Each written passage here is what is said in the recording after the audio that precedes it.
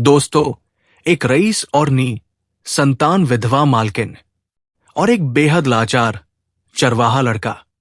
एक खौफनाक तूफानी रात जब मालकिन उस लड़के को अपने महल नुमा घर में ले आई, तो उस रात क्या हुआ? दोस्तों, ये कहानी सिर्फ एक घटना नहीं, बल्कि रामपुर गांव के सीने में दबी वो सच्चाई है जिसे सुनकर आपकी आंखें भर आएंगी। दोस्तों, रामपुर गांव की सुबह हमेशा भेड़ों की मिमियाने की आवाजों से शुरू हुआ करती थी। गांव के एक कोने में कच्चा जर्जर मिट्टी का मकान था, जिसकी छत से हर बरसात में पानी टपकता था और तपती गर्मियों में दीवारें भट्टी बन जाती थी। इसी झोपड़ी में रहता था सूरज, जो अपनी गंभीर रूप से बीमार मां सुमित्रा के साथ दिन गुजार रहा था। गरीबी सूरज के लिए कोई नई बात नहीं थी, पर मां की बिगड़ती हालत उसका कलेजा छलनी कर देती थी। सूरज रोज सुबह आंख खुलते ही अपनी मां का माथा सहलाता और कहता, मां, थोड़ी दवा ले लो। सुमित्रा अपने थरथराते हाथों से उसके गालों को छूती और कहती, तूने सुबह से कुछ खाया है बेटा? सूरज बात टालने के लिए झूठी मुस्कान बिखेर देता, क्योंकि दोनों जानते थे कि चूल्हे पर पकाने के लिए एक दाना तक नहीं है। उस दिन भी सूरज खाली पेट अपनी भेड़ों को लेकर बीहड़ जंगलों की तरफ निकल पड़ा। कड़कड़ाती धूप थी, पैरों में घिसी हुई टूटी चप्पलें, लेकिन सूरज को अपने दर्द से ज्यादा मां की फिक्र थी। वो दिन भर बस यही दुआ करता रहा कि किसी तरह मां का इलाज हो जाए। ढलती शाम के साथ अचानक आसमान में काली घटाएं छा गई। तभी गांव का एक आदमी भागता हुआ आया और चिल्लाया, सूरज, जल्दी घर भाग, तेरी मां की सांसें उखड़ रही है। सूरज के हाथ से चरवाही की लाठी छूट गई। वो बेतहाशा दौड़ता हुआ अपनी झोपड़ी पहुंचा। मां सुमित्रा तेज बुखार में तड़प रही थी। मां, आंखें खोलो ना मां। सूरज रो पड़ा। सुमित्रा ने भर्राती आवाज में कहा, बेटा, मुझे किसी डॉक्टर के पास ले चल। सूरज का दिल कांप उठा। जेब टटोली तो कुल 20 रुपए निकले। फिर भी वो किसी तरह सहारा देकर मां को गांव के डिस्पेंसरी ले गया। डॉक्टर ने देखते ही कहा, इनकी हालत नाजुक है, अगर तुरंत बड़ा इलाज नहीं हुआ तो कम से कम 15,000 रुपए का इंतजाम करो। 15,000 रुपए, ये रकम सूरज के लिए किसी पहाड़ जैसी थी। उसने जीवन में कभी इतने पैसे एक साथ नहीं देखे थे। वो बेबस होकर मां को वापस झोपड़ी ले आया। रात को सुमित्रा खांसते हुए बोली, बेटा, मेरे लिए खुद को मत तड़पा, हम गरीबों का नसीब ऐसा ही होता है। सूरज की आंखों से आंसू छलक पड़े। तुम बस ठीक हो जाओ मां, मैं कुछ भी करूंगा। उसी रात गांव में भयानक तूफान आ गया। हवाएं ऐसी चल रही थी मानो पूरा गांव उजड़ जाएगा। डर के मारे सूरज की कुछ भेड़ें बाड़े से निकलकर घने जंगल की ओर भाग गई। सूरज अपनी आजीविका बचाने के लिए उसी तूफान में बाहर निकल पड़ा। चारों तरफ घनघोर अंधेरा था और बारिश में सूरज तरबतर हो चुका था। तभी पीछे से एक तेज हेडलाइट की रोशनी उस पर पड़ी। एक बेहद महंगी काली कार उसके पास आकर रुकी। गाड़ी का शीशा नीचे हुआ और सफेदी में लिपटी एक बेहद हसीन पर उदास महिला बाहर निकली। वह थी सावित्री देवी, रामपुर की सबसे धनवान महिला, जिनका विशाल राजमहल पैलेस पूरे इलाके में मशहूर था। लोग कहते थे कि सावित्री देवी के पास इतनी दौलत है कि वो पूरा गांव खरीद ले। मगर उनके चेहरे पर एक गहरा, अनसुलझा सन्नाटा रहता था। सावित्री देवी ने भीगे हुए सूरज को देखा। इतनी भयानक रात में यहां अकेले क्या कर रहे हो? सूरज डरते कांपते बोला, मालकिन, मेरी भेड़ें खो गई है। सावित्री देवी ने कुछ पल उसकी मासूमियत को देखा। सूरज ठंड से कांप रहा था। उन्होंने गंभीरता से कहा, इस तूफान में बाहर रहे तो जान चली जाएगी। चुपचाप गाड़ी में बैठो। सूरज सहम गया। नहीं मालकिन, मैं गरीब आदमी हूं, मैं चला जाऊंगा। ये बहस का वक्त नहीं है। सावित्री देवी के लहजे में एक अजब सा अधिकार था, पर आंखों में ममता। सूरज पहली बार इतनी आलीशान गाड़ी में बैठा। वो पूरी राह खिड़की से बाहर देखता रहा। गाड़ी जब राजमहल पैलेस के बड़े लोहे के फाटक के अंदर दाखिल हुई तो चमचमाती लाइटें देखकर सूरज दंग रह गया। नौकर चाकर हैरान थे कि मालकिन पहली बार किसी फटेहाल चरवाहे लड़के को महल में लाई है। सावित्री देवी ने सख्त हिदायत दी, इसके लिए गर्म खाना और साफ कपड़े लाओ। सूरज हिचकिचाया, मालकिन, मैं जमीन पर ही ठीक हूं। सावित्री देवी पहली बार हल्का सा मुस्कुराई। इंसानियत में कोई छोटा या बड़ा नहीं होता। जब खाने से भरी थाली सामने आई तो सूरज की आंखों में आंसू आ गए। उसने महीनों से भरपेट खाना नहीं खाया था। सावित्री देवी ने धीमी आवाज में पूछा, कब से भूखे हो बेटा? सूरज ने नजरें झुका ली, कल सुबह से। सावित्री देवी का कलेजा मुंह को आ गया। उन्हें अचानक अपने बिछड़े बेटे आर्यन की याद आ गई, जो बरसों पहले उनसे छीन लिया गया था। सूरज की भोली आंखों में बिल्कुल आर्यन जैसी ही चमक थी। उन्होंने भारी दिल से कहा, आज के बाद जब भी भूख लगे यहां चले आना। सूरज ने सिर हिला दिया, नहीं मालकिन, दुनिया वाले बातें बनाएंगे। ये सुनकर सावित्री देवी का दिल बैठ गया। उन्हें एहसास हुआ कि इस बेहिसाब दौलत के बावजूद वो कितनी अकेली है। तभी अचानक बिजली कड़कने के साथ ही पूरे महल की बत्तियां गुल हो गई। हर तरफ अंधेरा छा गया। सूरज घबराकर पीछे हटा तो उसका पैर फिसल गया। सावित्री देवी ने लपककर उसका हाथ थाम लिया।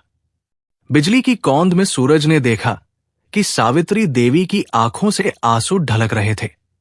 सूरज ने घबराकर पूछा, मालकिन, आप रो क्यों रही है? सावित्री देवी की आवाज कांप उठी, क्योंकि बरसों बाद किसी ने मुझे दौलत की तराजू में तौले बिना एक इंसान समझकर बात की है। सूरज सन्न रह गया। उसने कभी नहीं सोचा था कि इतने बड़े महल में रहने वाली महिला अंदर से इतनी टूटी हुई होगी। तभी सूरज को अपनी मां की याद आई और वो बेचैन हो उठा। सावित्री देवी ने उसकी बेचैनी ताड़ ली। क्या बात है? सूरज रो पड़ा, मेरी मां घर पर अकेली और बीमार है। इलाज के लिए 15,000 रुपए नहीं है मेरे पास। सावित्री देवी ने बिना एक पल गवाए गाड़ी निकलवाई और सूरज के साथ सीधे अस्पताल पहुंची। उन्होंने डॉक्टर को तुरंत बेहतरीन इलाज शुरू करने का हुक्म दिया। सुबह होते होते सुमित्रा को होश आया। सामने राजमहल की मालकिन को देखकर वो घबरा गई। सावित्री देवी ने सुमित्रा का हाथ थामते हुए कहा, आप बेफिक्र रहिए, अब सूरज अकेला नहीं है।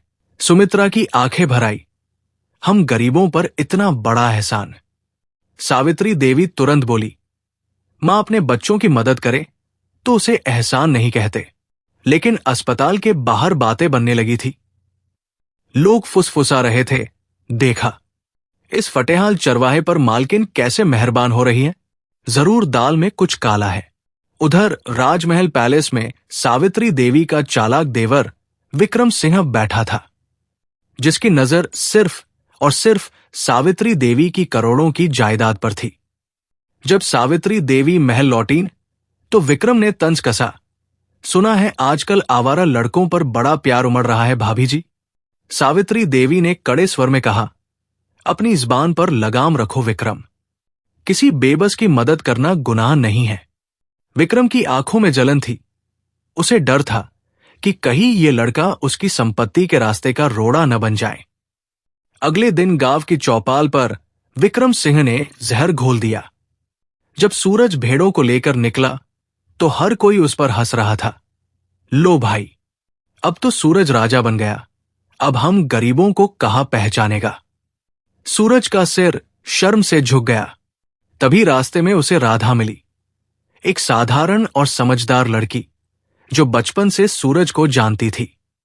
राधा ने कहा, सूरज, लोगों की घटिया बातों पर ध्यान मत दो, तुम सच जानते हो। सूरज ने दुखी होकर कहा, क्या तुम भी वही सोचती हो? राधा ने मुस्कुराकर कहा, नहीं, मुझे तुम पर भरोसा है। शाम को जब सूरज घर पहुंचा तो देखा कि घर में राशन, दवाइयां और कपड़े पड़े थे। मां सुमित्रा डरी हुई थी। सूरज, ये सब बड़ा आदमी दे रहा है, बड़े लोगों से दूरी बना ले बेटा। अगले दिन सूरज फैसला करके राजमहल पैलेस पहुंचा। उसने सावित्री देवी से कहा, मालकिन, अब मैं यहां कभी नहीं आऊंगा। आपकी और मेरी इस पर लोग कीचड़ उछाल रहे हैं। सावित्री देवी की आंखें नम हो गई। और तुम्हारी इस्त? सूरज उदास होकर मुस्कुराया, गरीब की कोई इस्त नहीं होती मालकिन। जैसे ही सूरज मुड़ने लगा, सावित्री देवी के मुंह से निकला, अगर मैं कहूं कि मुझे अपने बेटे की तरह तुम्हारी जरूरत है। तभी ऊपर के कमरे से कांच टूटने की आवाज आई। दोनों दौड़कर ऊपर गए।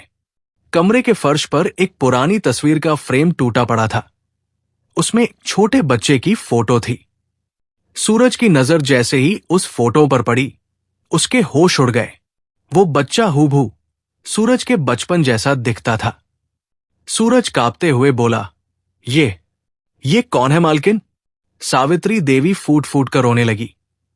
ये मेरा बिछड़ा हुआ बेटा आर्यन है, जो बचपन में मेले से गायब हो गया था। सूरज ने जब फोटो को गौर से देखा तो उसके पीछे एक विशेष चिन्ह बना था। सूरज ने झटके से अपना पुराना लॉकेट निकाला, जो वो बचपन से गले में पहनता आ रहा था। उस पर भी ठीक वही निशान उकेरा हुआ था। सावित्री देवी की सांसें थम गई। ये लॉकेट, ये तो मैंने अपने आर्यन को पहनाया था। दरवाजे के पीछे छिपा विक्रम सिंह ये सब सुन रहा था। उसके माथे पर खौफ का पसीना आ गया और वो दबे पांव वहां से खिसक गया। तभी गांव से खबर आई कि सुमित्रा की हालत फिर बिगड़ गई है। सूरज भागता हुआ अस्पताल पहुंचा। ऑक्सीजन मास्क लगाए सुमित्रा ने रोते हुए सूरज का हाथ पकड़ा। मुझे माफ कर देना बेटा, तू मेरा सगा बेटा नहीं है। बरसों पहले मेले में तू रोता हुआ मिला था। मेरे पास कोई औलाद नहीं थी तो मैं तुझे ले आई। सूरज के पैरों तले जमीन खिसक गई। तभी पुलिस अस्पताल में दाखिल हुई और उनके साथ हथकड़ियों में जकड़ा हुआ विक्रम सिंह था। इंस्पेक्टर ने खुलासा किया, सावित्री देवी जी, सालों पहले आपके बेटे आर्यन को मेले में गायब करवाने वाला कोई और नहीं, आपका देवर विक्रम सिंह ही था, ताकि पूरी संपत्ति इसे मिल सके।